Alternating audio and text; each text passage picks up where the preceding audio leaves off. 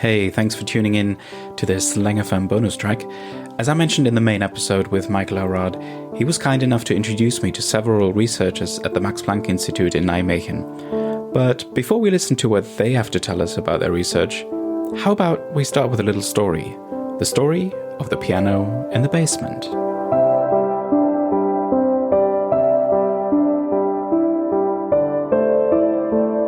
One day in late November, I was at lunch again with Charlotte, Mark, and his office mate Edwin, who works on chimp behavior. Sometimes I hear music being played, piano music, Edwin said, but only after work hours. Where is there a piano? I asked. In the basement, they said. There's a basement? I hadn't known. 2 days later, my oldest son came to the institute with me. There was a teacher's strike and he had no school. On such days, usually we sat for a while in my office, the door closed, while I wrote. He watched videos or looked at photos of trains on my desktop computer to sketch. Then at 10:30 we wandered down to the canteen for a muffin. That day I suggested we explore the basement, and he agreed, but as soon as we started down the dark staircase, he balked. He's been like this, hesitant to enter spaces that might look forbidden. There's no sign here, I said, no reason to avoid this. Plus, there's the piano they were talking about. I have to see the piano. I persuaded him further down. As soon as we entered the hallway, a light snapped on. We crept along the corridor and found an entrance to the library's lowest stack, which we'd explored from above during a previous visit. It's not the library, he insisted. It is. It's the same, I said. Magic bunny holes existed all over the institute. Do people map out routes using the basement to avoid others they don't want to see? If they don't, they could. We rounded the corner, looked into an office, and saw Jan, the head janitor. He's jolly, bald, plain-talking, and friendly. Booming voice. Hi, Michael! He's the one responsible for all the physical systems. If it can be moved or can break, Jan is in charge of it. Don't take Jan for granted. The man has keys. We're checking out the basement, I said. I'd never been down here before. Well, let me show you some other things, he said. Well, now it's my turn to show you some other things that happen at MPI. Let's listen to Hans Rüdger-Boska, Mark Dingemanse, and Charlotte Hohn. First up, Hans. Hi. How are you? Hi, how are you? Nice to meet you. I'm Hi, Alex. nice to meet you. Come join me. It's much cooler down here, isn't it? It's quite pleasant, yeah. Upstairs. Especially compared to 2 floors up. Yeah. I've always been interested in speech, so not necessarily in language per se, but rather the speech signal, the spoken signal. And most of my work is on speech perception, so how come... you can understand me right now perfectly well because this is a quiet surrounding, right? There's no problem there. But once we get into a situation where there's loud traffic or competing talkers in a bar or background music, or, it's the worst. or even just a non-native speaker, right? Someone who produces noise inside the signal, inside the communicative signal itself. Still, we somehow cope, right? We don't have that much trouble in a bar or... So somehow we cope, and we do that much better than Google does, right? And all these speech recognition softwares. I'm interested in speech perception, especially when it gets bad, right? When it gets difficult. So, for instance, one of the topics is very fast speech. At some point it breaks down, right? We can compress speech to a certain degree, make it really fast. But at some point it breaks down. Now, why does it break down at a particular rate, right? What is it in the brain that fails then? I can produce a simple sentence and then speed it up by 2 and you have no problem, right? There's no... Acoustically, that's very, very different, right? If you just look at the signal, it's completely different. But we understand the same words. If we compress it by 3, you still can kind of somehow pick up the words. But somewhere along, when you compress it by 4 or 5, we lose that intelligibility. It becomes too fast. Now, why is that, right? So we look at how the brain processes fast speech, for instance. Another topic is disfluency. So communication can also get difficult when there's lots of ums or pauses or breakdowns, all those kind of things. And somehow the brain has developed kind of a clever way of dealing with those. So we've also done some research into, for instance, how the brain processes online, right? So we use, for instance, eye tracking research, where we show pictures, and we then present disfluent speech and see how that influences how people interpret the speech, right? Because the eyes follow what you think is going to come up. It's a picture of, say, a sewing machine, something really low frequent, right? Something that we don't see every day.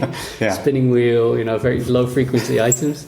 And high frequency items, so cars, bikes, that kind of thing. You see two pictures on the screen, that's it. And then you hear a sentence. Now click on the... it's not going to be the hand, right? Because the high frequency item is not going to be difficult to name. So somehow we use those ums to already predict that it's going to be the difficult item well before we hear the S of sewing machine, or we hear the S and the P of spinning wheel, or something like that, right? So it's evidence of that we actively use these kind of metacognitive, not metacognitive, but metalinguistic cues, these performance cues. Doesn't mean anything, but nevertheless, but maybe it does. Listeners can cleverly use those symptoms of speech production in perception. Speech rate thing, we also use neurobiological methods. We've used EEG and MEG, which is measuring basically brain activity, right, at a given moment in time, and that has a very, very small temporal resolution, very good temporal resolution, so you can measure every millisecond what's going on in the brain.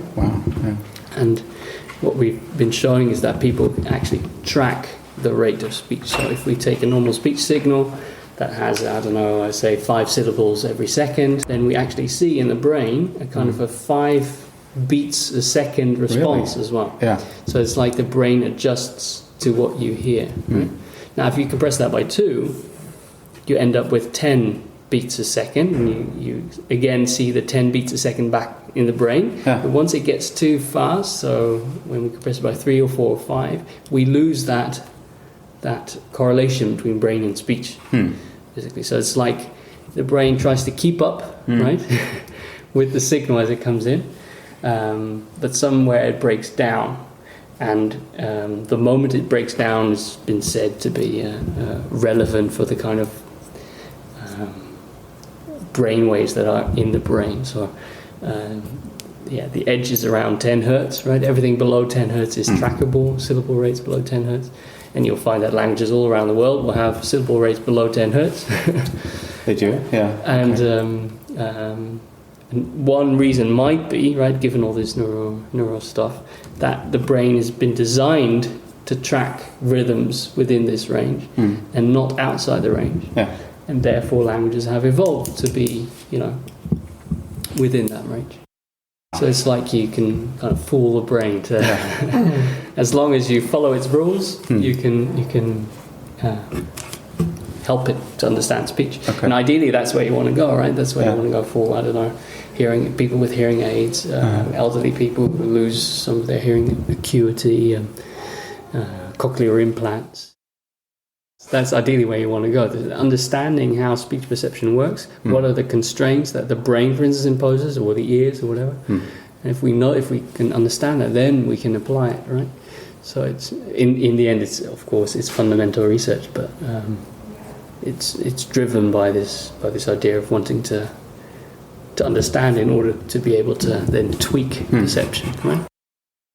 All these languages, they're all spoken languages, so we all speak with our mouths, right? And our mouths constrain how we speak. We can only speak so fast. We can't speak at 10 hertz, right? So therefore, we also don't find that much. But it looks fairly consistent. Is that true, or is that just the layman looking? And that's the point. That across all languages, this is just Dutch, but the theory is, the suggestion is that this is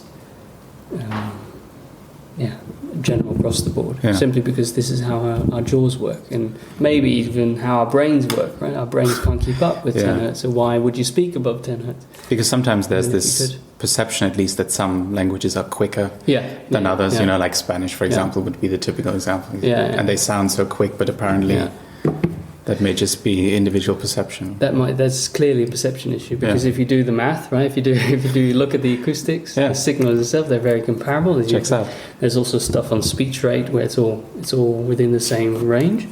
But of course, perception deviates from merely objectively observing the world, right? If we listen to Spanish, for instance, we can't pick up the sounds, right? Because they might have sounds that we don't use. We don't hear the word boundaries. I mean, if you look at the speech signal, there's no pauses If we between don't know words, Spanish, right? yeah, okay. So it's very difficult to pick out the words simply because we don't know where they end. We just get a blur of sound, and it's just like, what?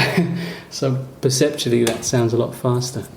And it's been called the gabbling foreigner illusion, right? So this foreigner comes in, some Japanese, and everybody has this intuition that it's faster. But of course, that can't hold because a Spanish person will think Dutch is fast, right? Because it's a foreign language. Exactly. So it can't be in the acoustics. It's clearly a perceptual phenomenon. What that speech modulation curve also tells me is that it's probably very, very unlikely that someone who's an interpreter would have to be dealing with or resolving differences in modulation rates between their two languages. Right? Yeah, I think so. But that's mere acoustics, right? That's just listening to sound. Of course, there's much more when it comes to interpreting because you also have to understand the sound, pick out the words, make sentences in your mind, understand them, and then go all the way back, right? From that meaning, construct a sentence in a different language. So, but it looks from your research like there's probably almost no difference between a professional language user, like an interpreter, let's say, and a normal person, because there are some kind of physical limitations to the rate that you can... In terms of speech rate. Sort of tolerate, Yeah, of course there's a range, right? Yeah, because I would have said maybe, professional language user who has more training, maybe that makes a difference, faster, but maybe it doesn't, I don't know. Yeah, no, certainly. I mean, it's only a range, right? I'm just saying that extremely fast or extremely slow won't happen. And the reasons might be the jaw or might be the brain, right? But within that, there's still considerable variation, of course, right? If we are proficient speakers of a language, we're much faster than non-native speakers, and there's individual variation in people who are just generally slow and all these kind of things. So there's still, of course, considerable variation. Nevertheless, that variation is constrained, right? It doesn't go up to 15 hertz. It doesn't. So there are boundaries, and that's what we try to pinpoint, right? To limit the variability, because there's plenty of variation. Yeah. A few floors up is Mark Dingemanse. Hello. Happy to meet Alex. Hey, nice to meet you. Mark, how are you? Nice to meet you. I'm going to step out and get some coffee. Okay, sure. So there are two main strands to my work. And the one that Michael mentioned, I think, is the one to do with, he mentioned this little word, huh? Yeah. That's the word that you use when you didn't quite catch what somebody said, right? Or at least it's one of the ways in which you can do that. It's the most informal way and the most widely used way. But the larger research program is more broadly about how we manage to communicate at all, against overwhelming odds. So much can go wrong and goes wrong all the time that it's kind of a miracle that we manage to be able to talk somehow, even if you speak the same language. Yes, indeed. I mean, that's even without thinking about all the formidable issues of different languages. But this is just about using a word that the other doesn't quite know, or using a name that has multiple possible reference. But also communicating in noise, of course, traffic passing by, all sorts of other trouble, overlapping. So, there are very many ways in which things can go wrong. And what's so interesting about human language as opposed to many other animal communication systems is we actually have pretty good ways to deal with that. We can do some of the same things that other animals also do. This is one of my interests, actually, animal communication and how language relates to that. Yeah. But animals' options are limited. So what they can do is basically just keep repeating what they did until they get some form of success, or give up, or not. That's it. That's it. And we can do that too, but fortunately we can do more. And so our research program into what we call repair was precisely aimed at trying to find out how exactly we solve these kinds of breakdowns. And so in the course of that, we discovered a couple interesting things. One of which was this little word, huh, which we found to be basically universal in spoken languages. Oh, right. And that was totally unexpected for us as linguists. Yeah, absolutely. It doesn't make sense at all that, in unrelated languages you would have a word with a similar kind of function that also has a similar kind of sound. It doesn't work like that normally, as you as an interpreter well know. Yeah, exactly. Yeah, I mean, even words like when you hurt yourself, even those are a little bit different, or sometimes very different. Yeah.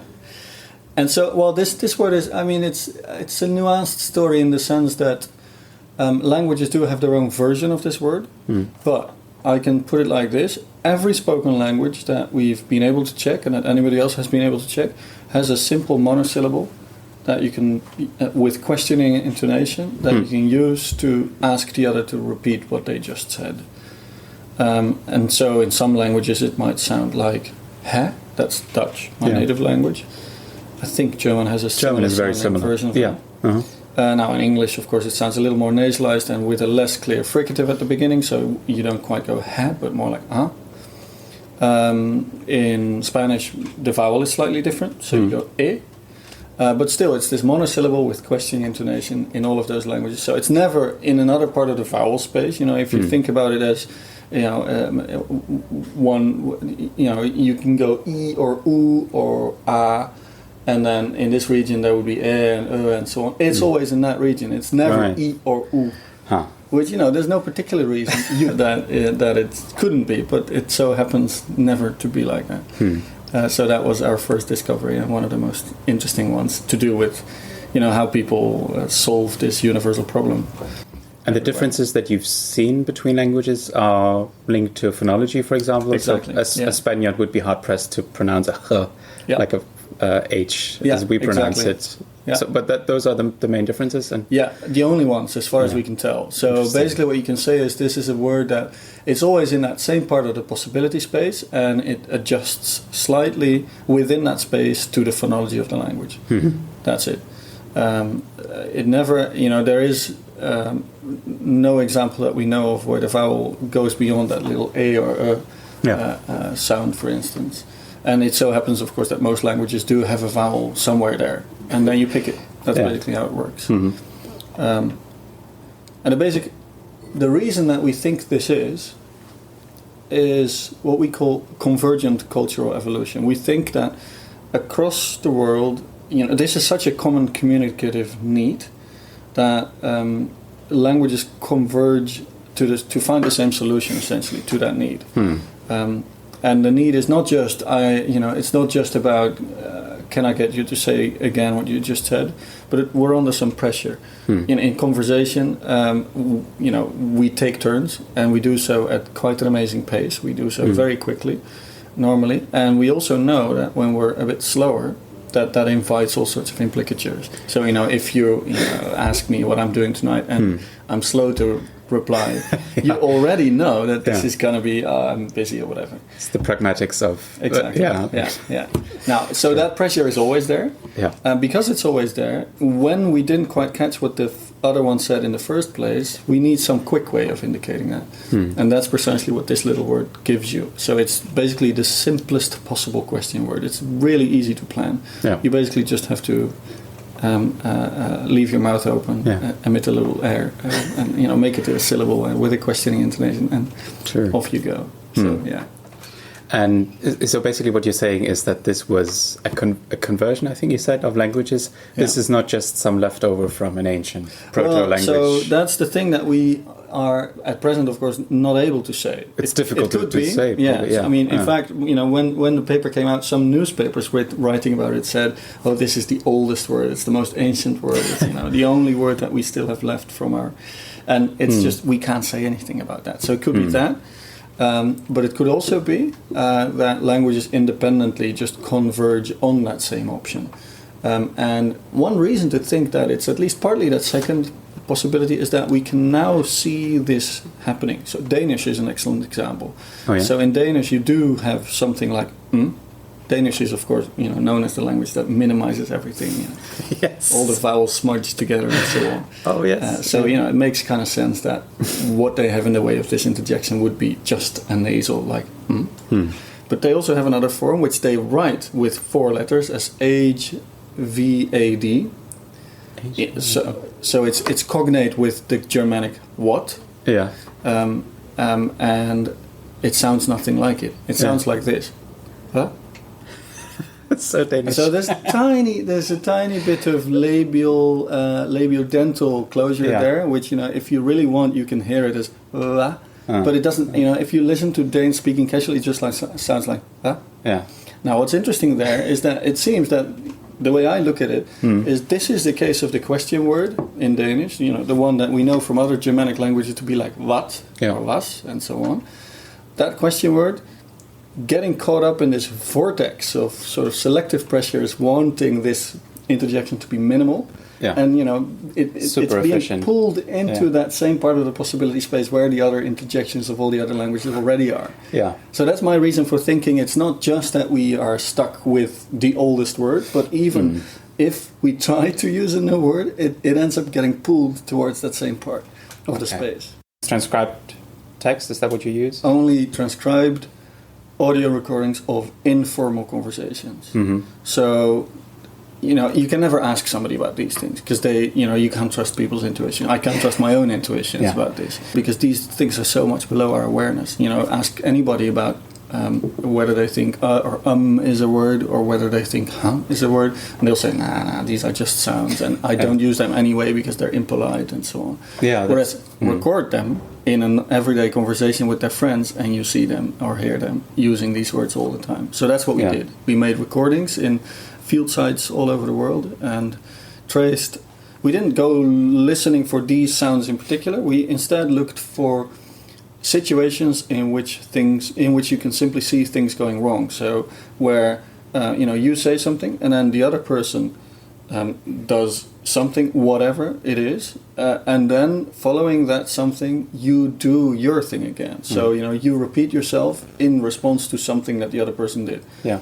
Now, having these two cases of you speaking and in between a person doing something else, we can look at all of the cases where that person does something and we can say, these are all cases that somehow elicit repetition from you. So those are like what we call repair initiations. Those are cases where I ask you for clarification, and then we can do a typology. We can compare them across languages. And that's how we found that one of the things you can reliably do in all those corpora of all those languages is use this simple syllable to elicit a repetition.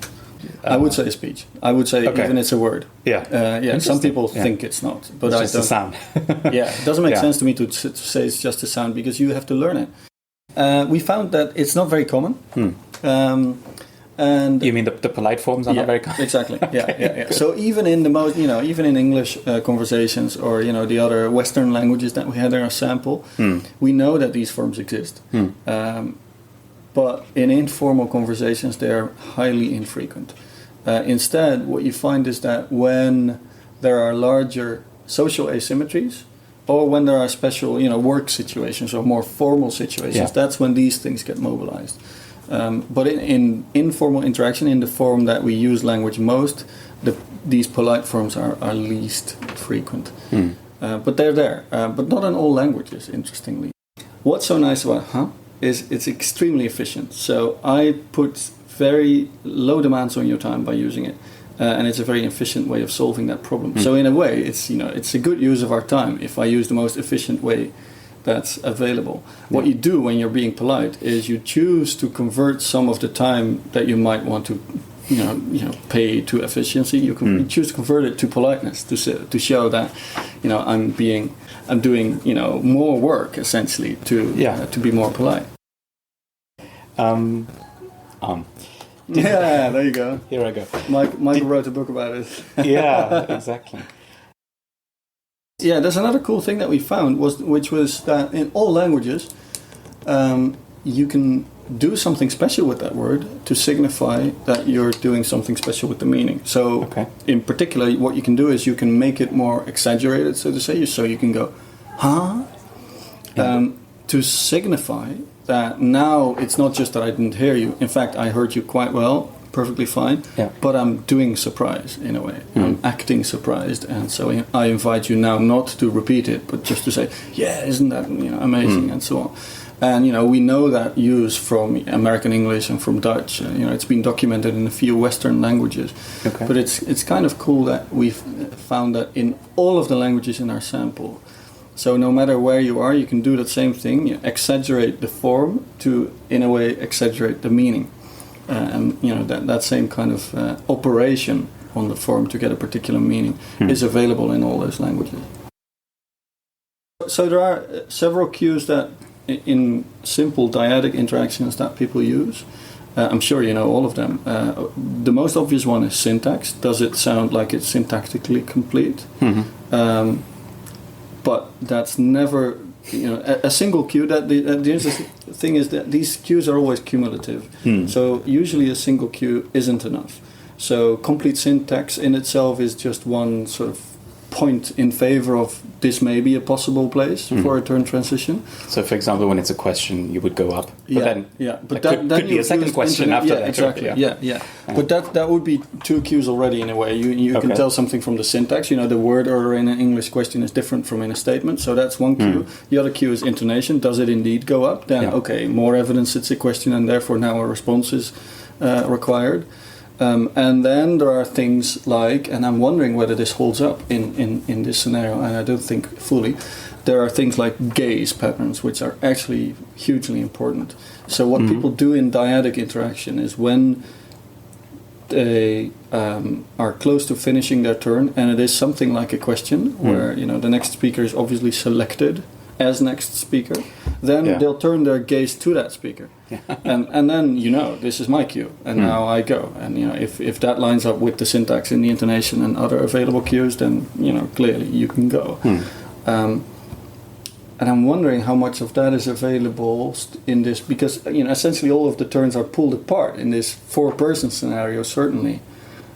So let's keep with Trump and Putin, just because it's easy. So is Trump actually, when asking his question and nearing the end of it, is he gonna look at Putin, and if he is, then that is the cue for the interpreter too, to say, okay, now I know it's basically the end of the turn, and so I can start translating it. Well, this was a great short conversation. Great to hear about your work and tell a little bit about my work, and lots of follow-up questions. Both of you are remaining in Europe, so I encourage you to. Yeah, indeed. We might actually do that. Yeah, great.